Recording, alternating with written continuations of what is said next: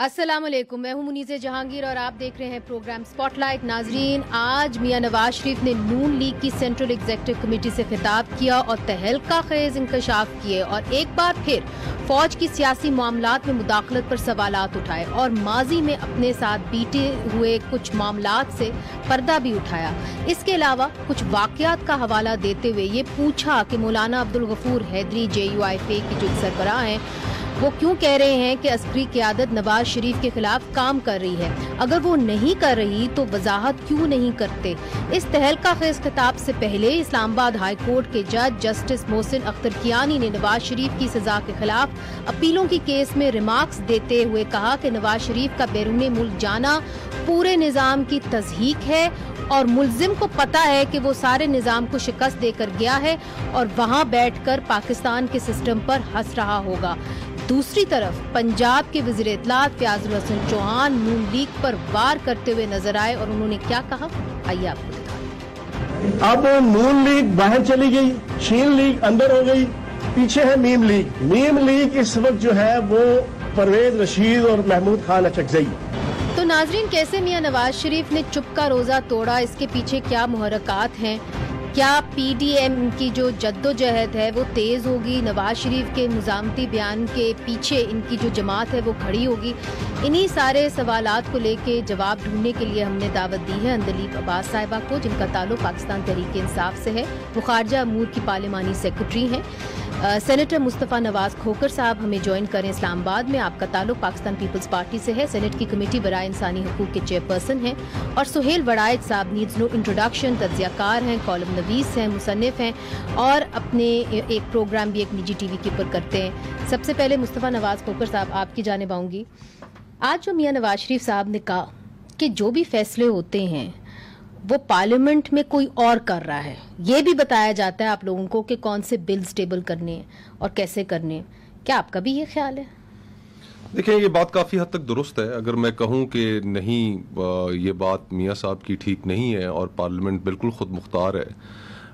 یہاں پر اس ملک کچھ TV anchors ہیں جو کھلے عام کہتے ہیں کہ اس ملک میں اس وقت ایک ہائیبرڈ نظام ہے جو چل رہا ہے، اور ہم نے دیکھا کہ اہم جو قومی معاملات ہیں ان قومی معاملات پر پرائم منسٹر عمران خان اپنی لیڈرشپ نہیں دکھا سکے، اور پھر ویکیوم تو نہیں رہتا، نیچر ابہاز ویکیوم، جو بھی قومی معاملات ہوں، چاہے وہ پاک بھارت کشیدگی ہو، پھر آرمی چیف کو انٹروین کرنا پڑا، انہیں پارلیمانی رہنماؤں کو بریفنگ دینی پڑی، پرائم منسٹر نے وہ رول نہیں پلے کیا۔ پھر اس کے بعد ہم نے دیکھا کہ معیشت، حکومت کی نااہلی کی ایک لمبی داستان ہے، اور معیشت کے اوپر بھی ہم نے دیکھا کہ حکومت کی ناکامیوں کے بعد آرمی چیف نے بزنس مین، تاجروں، صنعت کاروں، ان سے ملاقاتیں کی۔ پھر جس وقت لوکسٹ کا انسیڈنٹ ہوا، لوکسٹ پاکستان کی طرف ایک بہت ہماری زراعت کے لیے غیر معمولی خطرناک صورتحال بنتی جا رہی تھی، حکومت اس میں بھی فیل ہو گئی۔ پھر اس کے اوپر بھی، لوکسٹ کے اوپر بھی آرمی چیف میٹنگ کرتے نظر آئے، یعنی کہ وزیر اعظم اور حکومت فیل ہوتے جا رہے ہیں، اس لیے وہ جو ویکیوم بن رہا ہے وہ جو ہے عسکری قیادت فیل کر رہی ہے۔ نہ صرف اس موجودہ دور میں وہ ویکیوم، بلکہ ہمارا ایک تاریخی پس منظر بھی ہے۔ اس پاکستان میں 3 مارشل لاء رہ چکے ہیں اور ایک بڑی اسٹرانگ فٹ پرنٹ ہے اور ایک کانسٹنٹ تگ و دور رہتی ہے جو آئیڈیالوجیکلی میرے خیال سے ریزالو کرنے کی ضرورت پاکستان نے آگے بڑھنا ہے، اور وہ یہ ہے کہ ہم کیا سیکیورٹی سٹیٹ بن کر رہیں گے یا ہم ایک حقیقی جمہوریت، عوامی حکمرانی، یہاں پر آئین کی حکمرانی وہ ہو یہاں پر ہوگی۔ تو جب آپ سیکیورٹی سٹیٹ کے، we live in rough neighbourhood, we can't deny that, تو جب آپ سیکیورٹی سٹیٹ کے لینس سے ہر چیز کو دیکھیں گے تو پھر سیکیورٹی فٹ پرنٹ آپ کو فارن پالیسی میں بھی نظر آئے گا، پھر آپ کو اس کے اکانومی میں بھی آپ کو اس کے اثرات نظر آئیں گے، اور اگر ہم سیکیورٹی لینس ہٹا کر دیکھیں گے تو پھر ہم بہت سی چیزوں کو جو ہم سمجھتے ہیں کہ اگر سیکیورٹی لینس کو ہٹایا جائے تو پھر بہت سے ایسے معاملات ہیں کہ جن معاملات کو جو سویلین لیڈرشپ ہے وہ چاہے وہ کسی بھی سیاسی جماعت سے ہو، وہ ریزالو کر کے ملک کو آگے لے کے جایا جا سکتا ہے۔ تو یہ ایک بنیادی چیز ہے میری نظر میں کہ جو ریزالو کرنے کی ضرورت ہے، اور پھر ایونچولی ہمارے پاس ایک ڈاکیومنٹ ہے، آئین جس کا نام ہے، اور اس آئین میں ہر کسی کی حدود و قیود کا تعین ہے۔ تو میرے خیال سے اب اس موقع پہ یہ جو بحث ہو رہی ہے جی گو کہ استاد محترم یہاں پر موجود ہیں, ان کی رائے ہم سنتے بھی ہیں, ان کی رائے کا احترام بھی ہے, سہیل وڑائچ صاحب کا, اور ہم رہنمائی بھی ان سے لیتے ہیں. لیکن میرے خیال میں ہمیں یہ ٹائم آ گیا ہے کہ یہ 22 کروڑ کا ملک اس وقت 10 سال بعد 30 کروڑ پہ کھڑا ہوگا. اس عوام کے جمع غفیر کو سنبھالنے کے لیے ہمیں اپنے ملک کے اندر کچھ چیزیں طے کرنی پڑیں گی کہ حکومت کون کرے گا, حکومت کیسے ہوگی, اور اس ملک کو ہم نے آگے لے کر کیسے چلنا ہے. اندلیب عباس صاحبہ, یہ جو بات آج مصطفیٰ نواز کھوکھر صاحب کر رہے ہیں, پھر مریم نواز صاحبہ نے بھی کہا کہ کچھ ایسے فیصلے ہیں جو پارلیمنٹ کے اندر ہونے چاہیے, جی ایچ کیو میں نہیں ہونے چاہیے, تو کیا ضرورت پڑی کہ عسکری قیادت کو ساری اپوزیشن کو بٹھانا پڑا؟ کیا اس کی یہ وجہ تھی کہ وزیر اعظم اپوزیشن کے ساتھ چل نہیں سکتے, اور اگر چل سکتے ہوتے تو شاید پارلیمنٹ بہتر طریقے سے چل سکتا؟ دیکھیں, اس کے ایک تو نواز شریف صاحب کی تقریر کی آپ نے بات کی, وہ بالکل جو پچھلی تقریر ہوئی تھی وہ اعتراف جرم تھا. انہوں نے کہا کہ جی ہمیشہ الیکشنز اس ملک میں مینج ہوتے ہیں, تو 3 دفعہ تو انہوں نے اعتراف جرم کیا کہ وہ خود مینج ہو کے آئے, اور اس پہ بہت سی چیزیں ہیں جہاں ایفیڈیوٹس ہیں جب ان کو پیسے دیے گئے, اور اسامہ بن لادن سے پیسے لیے, بے نظیر نے ان کے متعلق کہا پھر, اور 4 دفعہ پیپلز پارٹی مینجڈ الیکشن سے ہو کے آئی. تو obviously ان کو یہی ہے کہ جی جب الیکشنز مینج, وہ مانتے ہیں کہ الیکشنز ہمیشہ مینج ہوتے ہیں, ادارے مداخلت کرتے ہیں, لیکن ان کی ہسٹری یہ ہے کہ جب تک الیکشنز ان کے حق میں مینج ہوتے رہے وہ چپ رہے. ٹھیک ہے نا. اب دونوں پارٹیوں کو دیکھ لیں کہ یہ تو ان کے غلام تھے نا, آج وہ کہہ رہے تھے میں غلامی سے باہر جا رہا ہوں اور ملک سے باہر چلے گئے. آپ سے تو امید تھی, آپ تو امید لے کے آئے, آپ یوتھ کی پارٹی تھے. میں آپ سے ریکویسٹ کروں گی کہ جیسے آپ نے بڑے تحمل سے سنا ان کو, میری بھی تھوڑی سی سنیں. جی جی ضرور, آف کورس. جی مجھے اپنا ایک پورا کر لینے تھا, آپ جو مرضی کرنا. اچھا, انہوں نے یہ کہا کہ ہم مینج ہو کے آئے, اور مطلب یہ کہ ہمیشہ سے مینج ہوتا ہے, اور پھر مطلب 4 دفعہ پیپلز پارٹی آئی, کیونکہ پیپلز پارٹی میں جو بھٹو صاحب تھے وہ 6 سال فورن منسٹر تھے ایوب خان کے, یہ فائنانس منسٹر تھے ضیاء الحق کے, اس کے بعد یہ چیف منسٹر پنجاب بھی رہے ضیاء الحق کے ٹائم. تو یہ تو اوفیشل ان کے ساتھ تھے اور انہی کی پیداوار ہیں. اور اس کے بعد بھی جب الیکشنز مینج ہوئے تو انہوں نے خود اقرار کیا کہ الیکشنز مینج ہوتے ہیں. اب کیا ضرورت پڑی کہ اب وہ بول پڑے؟ ہمیشہ ہوتا ہے کہ جب ان کو این آر او, مشرف سے بھی انہوں نے این آر او لیا, اس کے اوپر بھی انہوں نے کمپرومائز کیا. مسئلہ ان کو تبھی آتا ہے, تبھی بولتے ہیں جب ان کو این آر او نہیں ملتا. یہ آئے پارلیمنٹ میں, پارلیمنٹری کمیٹی بنی, جو آپ کا سوال تھا, پارلیمنٹری کمیٹی میں سب بیٹھے, انہوں نے وہ 34 جو ہم نے house floor of the house پہ اناؤنس کیا, انہوں نے کہا جی نیب کے آپ یہ 34 چیزیں ڈال دیں, ہم آپ کے سارے بل مان لیں گے. اچھا, ہم نے این آر سے انکار کر دیا, یہ چلے گئے. اس کے بعد پھر مریم نے زبیر صاحب کو بھیجا 2 دفعہ 1 ہفتے میں, اور اس کی تصدیق بھی کی, مریم نے بھی کی, زبیر صاحب نے بھی کی, اور D G I S P R نے بھی کی. کہ قطع کلامی معاف, انہوں نے کہا کہ وہ خود ان کے پاس گئے تھے کھانا کھانے, چونکہ ان کا بڑا پرانا تعلق ہے ڈی جی آرمی چیف صاحب کے ساتھ. اس بات کو انہوں نے ڈینائی کیا. D G I S P R کی آگے سے آئی کہ جی ان کی درخواست پہ 2 دفعہ میٹنگز ہوئی, مریم اور نواز شریف ڈسکس ہوئے, اور ہم نے کہا کہ آپ عدالتوں سے ریفر کریں. یہ سارا کچھ آیا. اس کے بعد جب یہ اے آر وائی کے پروگرام میں آئے زبیر, انہوں نے کہا جی مریم کو پتا تھا.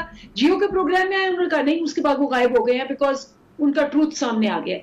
اب جب نواز شریف صاحب ان کو پتا ہے کہ این آر او دونوں طرف سے ریفیوز ہو گیا, اور وہ تو چلے گئے باہر بھاگ کے, جو آج عدالتوں نے ان کو کہا ہے کہ ایک انسلٹ ہے, تضحیک ہے, دھوکہ دے کے سارے ملک پہ, سارے عوام پہ ہنستے ہوئے باہر چلے گئے, اور وہاں بیٹھ کے کہہ رہے ہیں کہ جی میں یہاں بیٹھوں گا, میں ریسٹورنٹس میں کھانے کھاؤں گا, میں سیریں کروں گا, لیکن تم لوگ قربان ہو جاؤ جیسے ہمیشہ ہوتے ہو.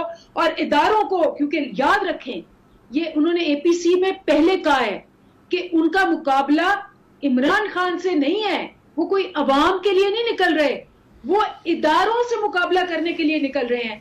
جی جی, انہوں نے کہا ان کے لانے والوں کے ساتھ مقابلہ ہے. درست, انہوں نے یہ بالکل کہا. اگر وہ عوام کے لیے نہیں نکل رہے تو عوام ان کے ساتھ کیسے نکلے گی؟ اچھا, یہ سہیل صاحب سے پوچھتے ہیں. سہیل صاحب, بات اصل میں یہ ہے کہ جو ٹون میاں نواز شریف صاحب نے اپنائی ہے इट्स अ कॉन्फ्रंटेशनल टोन. आप तो उनको बड़ी गहरी नज़र से कई अरसे से देख रहे हैं, मगर चुप का रोज़ा एक तरीके से उन्होंने तोड़ा. अब टाइमिंग के ऊपर ज़रा थोड़ा सा तज्जिया करें. और जो अंदलीब साहिबा कह रही हैं कि क्या यही वजह है कि नून लीग बोली चूँकि उनको NRO नहीं मिला अस्करी की आदत से? नहीं, मेरा ख्याल है कि अगर ज़्यादा जज्बाती ना हो हम दोनों साइडों की तरफ से तो देखना ये पड़ेगा कि NRO तो उन्हें मिल गया. जब वो बैरून मुल्क चले गए तो ये NRO था, और जाहिर है इसमें PTI हुकूमत भी उस वक़्त शामिल थी और उस वक़्त के अदारे भी शामिल थे जिन्होंने मियां नवाज शरीफ को जाने दिया. तो ये एक इतना बड़ा NRO था, इससे कौन इनकार कर सकता है. दूसरी बात यह है कि दो ही तरीके होते हैं हुकूमत और अपोजिशन के आपस में चलने के. एक होता है मफाहमत का, एक होता है कि एक दूसरे को रास्ता दें. तो ये दोनों तो चल नहीं रहे. हमने देखा कि मफाहमत से सिर्फ आर्मी चीफ की एक्सटेंशन हुई या फैटफ के चंद बिल हुए, उसके बाद ये मफाहमत टूट गई. और उसकी वजह जैसे अंदलीब साहबा बता रही हैं कि ये कहते हैं कि एहतसाब के एक्ट्स में तरमीम की जाए. गवर्नमेंट कहती है ये अंदर की बातें बाहर करते हैं, इसलिए हम इनसे बात नहीं करना चाहते. अपोजिशन ये कहती है. तो अब सवाल ये आ गया कि अगर मुफाहमत नहीं चल रही, मियां शहबाज शरीफ 6 महीने से हाथ पर हाथ धरे घर बैठे रहे, ना उन्होंने कोई रैली की, ना जलसे से खिताब किया, ना पार्टी का कोई खास इजलास बुलाया, और इसके बावजूद वो मुफाहमत की बात करते रहे. लेकिन उनकी सियासत ये मुफाहमत की नाकाम हो गई. और दूसरी तरफ अंदलीब साहबा की बात भी मान लेते हैं कि मोहम्मद जुबैर साहब की जो डिप्लोमेसी थी वो भी नाकाम हो गई. तो उसके बाद क्या रास्ता रह गया? जब मुफाहमत का कोई रास्ता ही नहीं रहा, जब वो ये समझ रहे हैं कि हमें एक कोने में धकेला जा रहा है, तो जाहिर है फिर मुजामत पर उतर आए हैं. नहीं, मगर पीपल्स पार्टी कितना साथ देगी इनकी मुजामत में, ये भी तो एक सवाल है ना सुहेल साहब. इसके ऊपर भी कुछ नजर डालें. इधर मुस्तफा साहब बैठे हुए हैं, मगर ख्वाजा आसिफ ने आज एक इंटरव्यू दिया है और उन्होंने कहा है कि मुझे अभी तक जरदारी साहब की नीयत के ऊपर शक है. I don't really trust Zardari, I have reservations over him. देखिए, ये तो आपस में आर्च राइवल हैं. इन्हें एतजाज आसन साहब को नून लीग की नीयत पे शक है, ख्वाजा आसिफ साहब को जरदारी की नीयत पे शक है, जरदारी साहब की.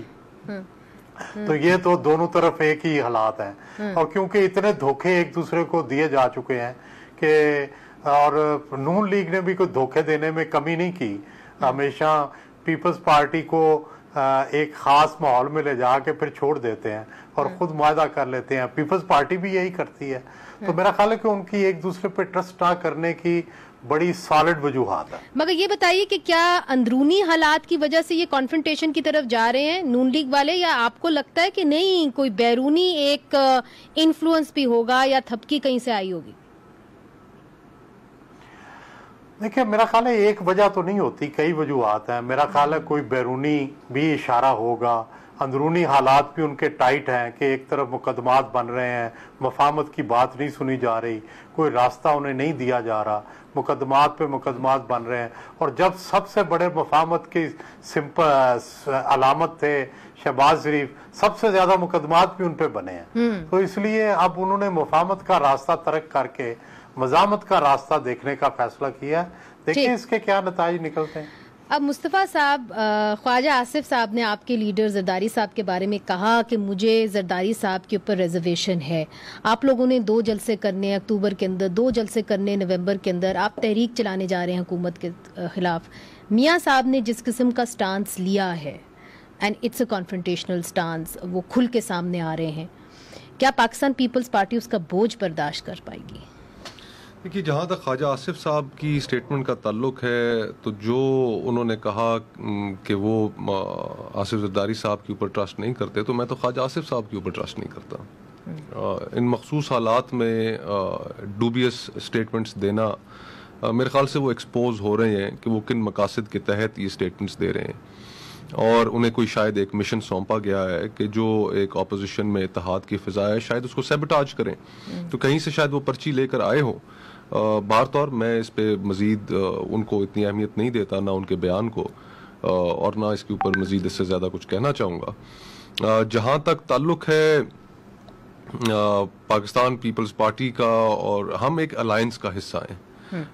آل پارٹیز کانفرنس جب ہوئی, اس کا جو جوائنٹ اعلامیہ آیا وہ تمام جماعتوں کی مشاورت سے آیا. اس کے اندر ہماری مشاورت بھی شامل تھی اور دیگر جماعتوں کی مشاورت بھی شامل تھی, اور پھر کافی اس کے اندر بحث مباحثے کے بعد بڑی ڈیٹیل کے ساتھ ہم نے ایک ایک جو اس کے 26 نکات ہیں ان میں سے ایک ایک کے اوپر پڑھ کر سنایا گیا. کچھ پارٹیز کی ریزرویشنز تھیں, کچھ کی نہیں تھی. اکوموڈیٹ کرتے ہوئے ان 26 نکات کے اوپر ہم نے ایگری کیا. ہماری اس کے اندر مرضی شامل ہے, وی اسٹینڈ بائی اٹ. 11 اکتوبر کو ہمارا پہلا جلسہ ہے کوئٹہ میں, اور اس کے بعد دیگر جو اسٹیئرنگ کمیٹی بنی ہے وہ فیصلے کرتی جائے گی, اور احتجاجی تحریک بالکل اسی طرح چلے گی اور ہم اسی طرح کھڑے رہیں گے. نواز شریف صاحب نے کہا کہ تحریک کو تیز کرو. دیکھیے تحریک تو میرا اپنا یہ ذاتی خیال ہے کہ ہمارے ہاں کانورسیشن بہت جلدی تبدیل ہونی ہے. اچھا. اور وہ یہ اب کانورسیشن جو ہے جس کو آج نصرت جاوید صاحب نے فاگ آف وار بھی انہوں نے کہا ہے, ایک اصطلاح ہے کہ جب فریقین آمنے سامنے ہوتے ہیں تو ایک حد تک تو وہ تیاری کر کے ایک دوسرے کے آمنے سامنے آتے ہیں, لیکن پھر اس کے بعد فاگ آف وار ہوتی ہے جس میں کوئی پتہ نہیں چلتا کہ کیا ہو رہا ہے. تو میرے خیال میں ہم بہت جلدی اس فیز کے اندر انٹر ہونے والے ہیں, اور جیسے ہی جلسے جلوس شروع ہونے ہیں تو اگر کسی کا خیال ہے کہ نیریٹو بیانیہ اپوزیشن کا اور یہ اس دوسری سائڈ کا حکومت کی سائڈ کا, یہ کسی کے ہاتھ میں نہیں رہے گا, یہ عوام کے پاس چلا جائے گا. پھر جو جلسہ گاہ کے اندر نعرے لگنے ہیں, ہم پولیٹیکل پارٹیز ان نعروں کے آگے مجبور ہوں گی. مگر is there any room for a reconciliation with the government? There is no room. وہ دروازے بند ہو گئے. وہ دروازے بند ہو چکے ہیں. اسلام آباد میں جنوری میں لانگ مارچ ہوگا, number 1. Number 2, no matter what. Number 2, اس وقت تو ہمارے نقطہ نظر کے مطابق حکومت بے شک اس سے ڈس ایگری کرے کہ 2 سال کے اندر اس ملک کے عوام کو یہ حکومت کوئی ریلیف نہیں دے سکی. مہنگائی اپنے عروج پر ہے, بے روزگاری اپنے عروج پر ہے. مگر اس لانگ مارچ کے اینڈ میں ہوگا کیا؟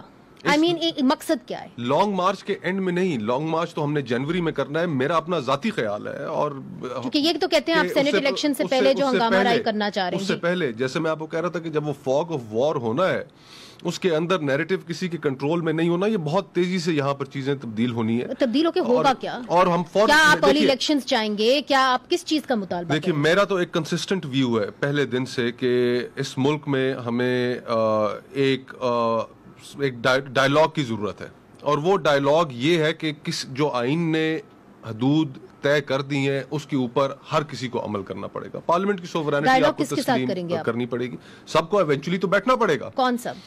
سارے جو فریقین ہیں. کیا لانگ مارچ کے نتیجے میں سارے فریقین نہیں بیٹھیں گے؟ تمام سیاسی لوگ اور حکومت ہم یہ سمجھتے ہیں کہ اپنی ان پاپولیرٹی کی, دیکھیں اگر تو یہ پاپولر ہیں, عوام ہمارا ساتھ نہیں دیں گے, انہیں گھبرانے کی ضرورت نہیں ہے. ٹھیک ہے. اور اگر یہ غیر مقبول ہیں تو پھر یہ اپنی خیر منائیں. اب اندلیب صاحبہ بات اصل میں یہ ہے کہ جو بھی حکومت میں آتا ہے وہ چاہتا ہے کہ اپوزیشن کے ساتھ معاملات ذرا بہتر طریقے سے چلیں. اس میں کیا حرج تھا کہ اگر وزیر اعظم اپوزیشن کو مل لیتے اور عسکری قیادت کو پھر اپوزیشن سے ملنا نہ چاہتا, چونکہ یہ تو وزیر اعظم کی سواب دید ہے, ان کا اسپیس ہے. یوزلی ہم نے یہ دیکھا ہے کہ ماضی کے اندر وزیر اعظم جو ہیں وہ بہت ناراض ہو جاتے ہیں اگر عسکری قیادت اس اسپیس کو فل کرے. مگر کیا وجہ ہے کہ یہاں پہ ہم یہ نہیں دیکھتے؟ You are quite all right with the top chief dealing with the opposition. دیکھیں آپ نے نیشنل اسمبلی کے فلور پہ جس دن جوائنٹ سیشن تھا, عمران خان صاحب نے ایک تقریر کی. انہوں نے کہا کہ میں اپوزیشن کے ساتھ ہر قسم کے کمپرومائز کے لیے تیار ہوں سوائے کرپشن کے. اور جب ہماری پارلیمنٹری میٹنگ ہوئی اور یہ سارے ریپرزینٹیٹیوز تھے وہاں, جس پہ ان کو بڑا اعتراض تھا کہ انہوں نے باہر جا کے کیوں ساری چیزیں بتا دی ہیں, ہاؤس آف فلور پہ آ کے ہم نے ان کا ڈرافٹ دکھا دیا تھا, تو اس پہ بہت اعتراض تھا. اس دن انہوں نے کہا بل کی بات بعد میں ہوئی, وہ جو فیٹف کے بلز تھے, انہوں نے کہا یہ فیٹف, ہم ان کو کہہ رہے ہیں جی آپ کی وجہ سے ہم گرے میں گئے ہیں, اب بلیک میں انڈیا دھکیل رہا ہے.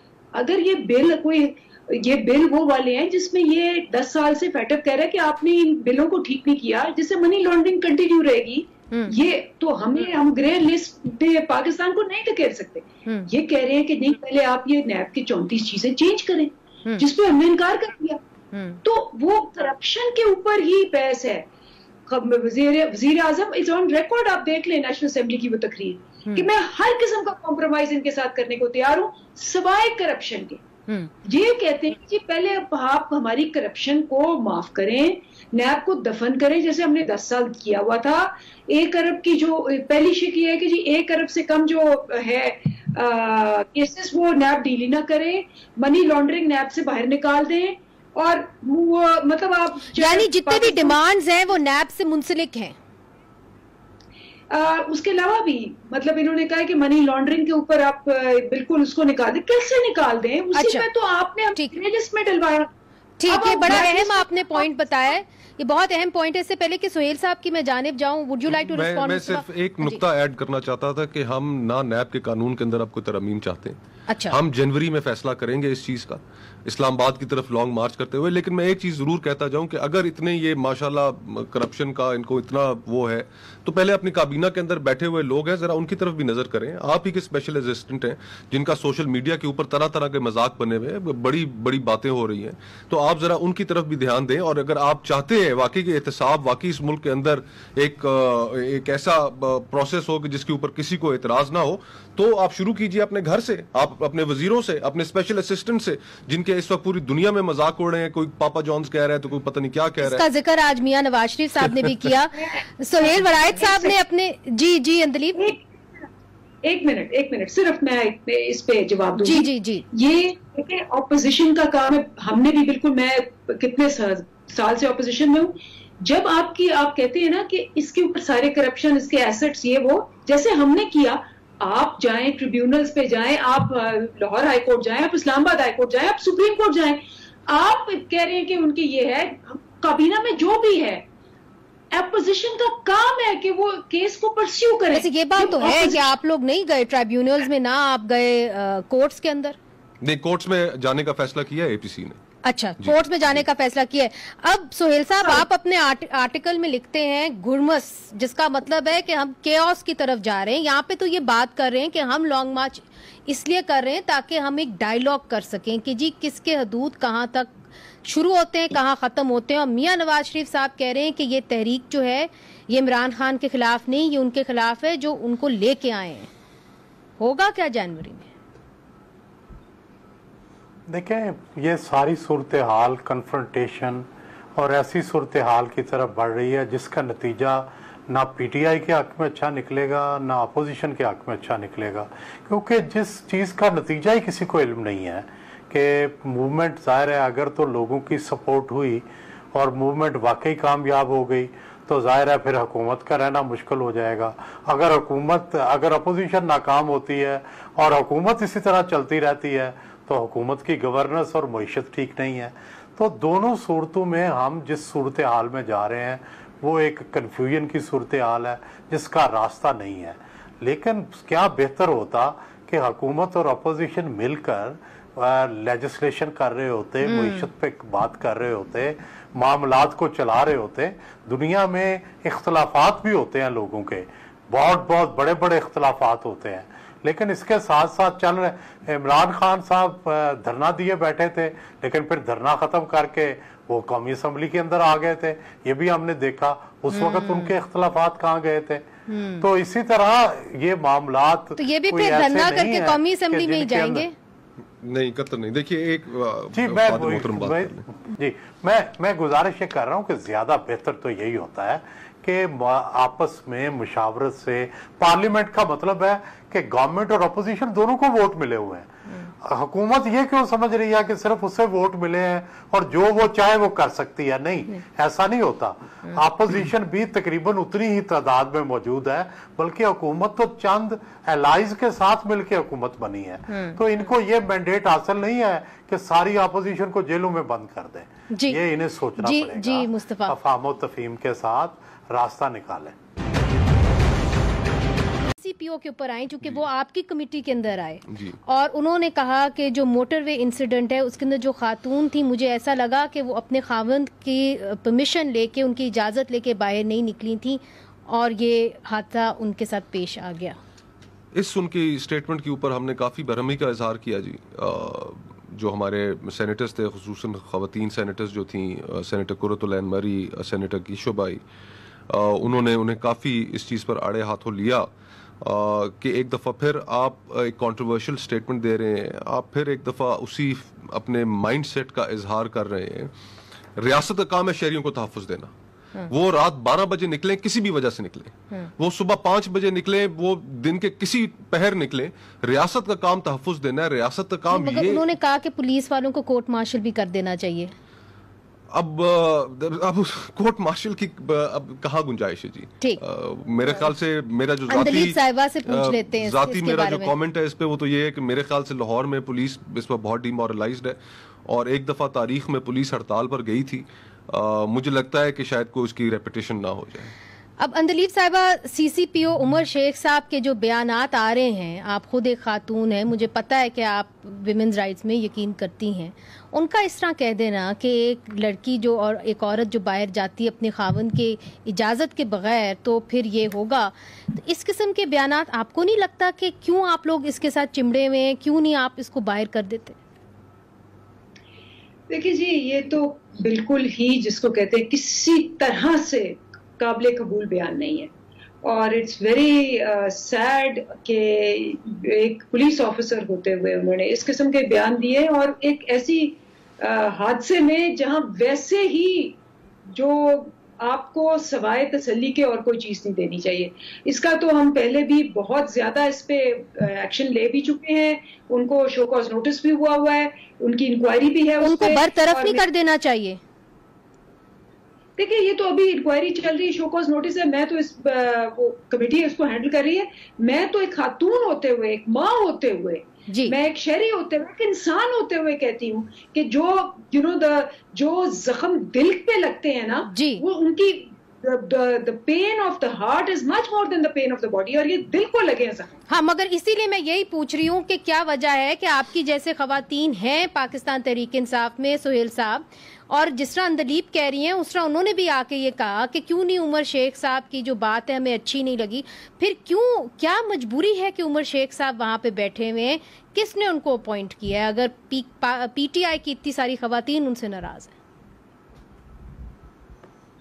دیکھیں, میرا یہ خیال ہے کہ پولیس آفیسر نے لا اینڈ آرڈر تو بعد میں دیکھنا ہوتا ہے, سب سے پہلے تو اس کا تاثر ہوتا ہے.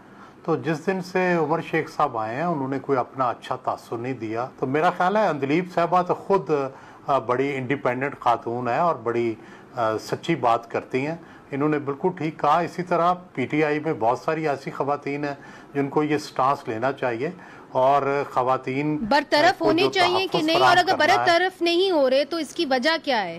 کیا اپوائنٹمنٹ ان کی ایسی جگہ سے ہوئی ہے کہ شاید ہو ہی نہیں سکتے وہ برطرف؟ میرا خیال ہے کہ ان کے کوئی آنے کی سیاسی وجوہات ہیں. اللہ نہ کرے کہ ان کو سیاست میں بھی اس طرح چھوٹ ملے تو وہ کیا گل دکھائیں گے کل آنے والے دنوں میں. ابھی تو وہ اتنے دن ہو گئے ہیں مجرم نہیں پکڑ سکے, اگر سیاست میں انہیں چھوٹ مل گئی تو پتہ نہیں کیا کیا کریں گے. بہت بہت شکریہ سہیل صاحب. چھوٹا سا ہم نے وقفہ لینا ہے, وقفے کے بعد ایک بڑا اہم ایشو ہے اس پہ بات کریں گے وقفے کے بعد.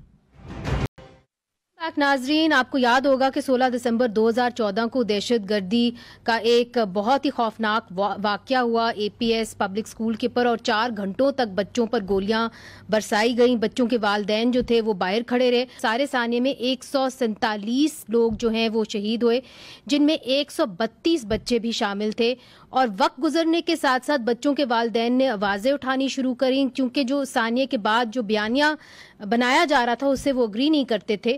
والدین نے انصاف کے حصول کے لیے ایک تنظیم بنائی اور احتجاج کا ایک سلسلہ شروع کیا اور مطالبہ کیا کہ حقائق سامنے لائے جائیں, جس کی نتیجے میں ایک کمیشن بنی, اور وہ کمیشن نے رپورٹ شائع تو کی مگر وہ عام نہیں کی. تو اب ہمارے ساتھ ہیں فضل خان ایڈوکیٹ, جو اے پی ایس شہداء فورم کے صدر ہیں, اور ان کے جو اپنا بیٹا ہے عمر خان وہ بھی اس ثانیے میں شہید ہوا تھا. فضل خان صاحب, اب یہ رپورٹ پوری طریقے سے شائع نہیں ہوئی مگر کچھ صفحات اس کے شائع ہو گئے ہیں. آپ کا جو مین ایشو ہے اس رپورٹ سے وہ کیا ہے؟ کیونکہ اس کے اندر یہ بھی بتایا گیا ہے کہ پولیس تو آ گئی تھی مگر آدھے گھنٹے تک وہ باہر کھڑی رہی, ان کو اندر نہیں جانے دی. سب سے پہلے تو جب یہ سانحہ ہوا تو جس طرح آپ نے کہا کہ پشاور کی KPK کی پولیس اینٹی ٹیرر جو ATC کی جو اسپیشل وہ ہوتی ہے allied force, quick response force, وہ فوراً موقع پر پہنچ گئی تھی. تقریباً 7-8 منٹ کے اندر، لیکن بدقسمتی سے ان کو اندر جانے دیا گیا۔ پھر اس کے بعد جو اہم ایشو ہے وہ یہ ہے کہ اس واقعے کے حوالے سے ایک تھریٹ الرٹ فیڈرل گورنمنٹ سے پروونشل گورنمنٹ کو فارورڈ کیا گیا تھا 28 اگست 2014، اور اس تھریٹ الرٹ میں بڑا کیٹیگوریکلی اسپیسیفکلی کہا گیا تھا کہ آرمی پبلک اسکول بوائز پر حملہ ہونے والا ہے۔ تو اندلیپ عباس صاحبہ، آپ نے بات سنی فضل خان صاحب کی، اب مجھے یہ بتائیے کہ آپ کی حکومت تو اس میں یقین کرتی تھی، رائٹ ٹو انفارمیشن کی آپ نے بات کی، اپنے منشور میں بھی بات کی، کیا وجہ ہے کہ صرف کنکلوژن کا جو چیپٹر ہے وہی شائع ہوا، پوری رپورٹ تک شائع نہیں ہو رہی؟ میں بالکل یہ کہتی ہوں کہ جو بھی ان کی رپورٹ کے متعلق یا اس میں جو اس دن غلطیاں ہوئی اس پہ ہمیں بالکل ایکشن لینا چاہیے۔ مجھے چونکہ آئی واز ناٹ اویئر کہ یہ ٹاپک ہوگا، ورنہ میں انفارمیشن لے کے آتی کہ رپورٹ کا جو ہے پہلا حصہ کہاں ہے،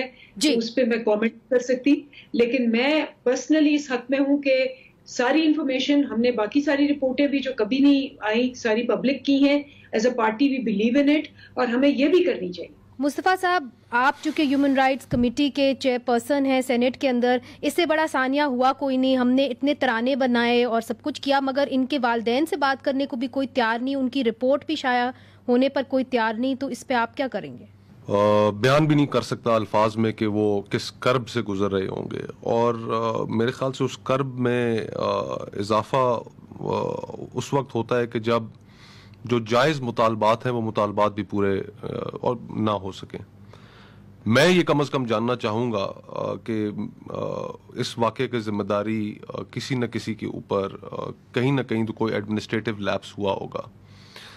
وہ ایڈمنسٹریٹو لیپس جو ہوا اس کے نتیجے میں کس کو اکاؤنٹیبل بنایا گیا؟ آیا اس کے اوپر، اور سپریم کورٹ کا ڈیسیجن ہے کہ اس رپورٹ کو پبلک کیا جائے، ٹھیک ہے، اب اس ڈیسیجن کے اوپر اگر عمل درآمد نہیں ہو رہا تو کنٹیمپٹ آف کورٹ فائل کی جا سکتی ہے۔ آل رائٹ ناظرین، کم از کم اندلیپ عباس صاحبہ کا یہ کہنا ہے کہ جو یہ رپورٹ ہے اس کو مکمل طور پہ شائع ہونا چاہیے، اور خیبر پختونخوا کی حکومت کو چاہیے کہ اس رپورٹ کو مکمل طور پر شائع ہو۔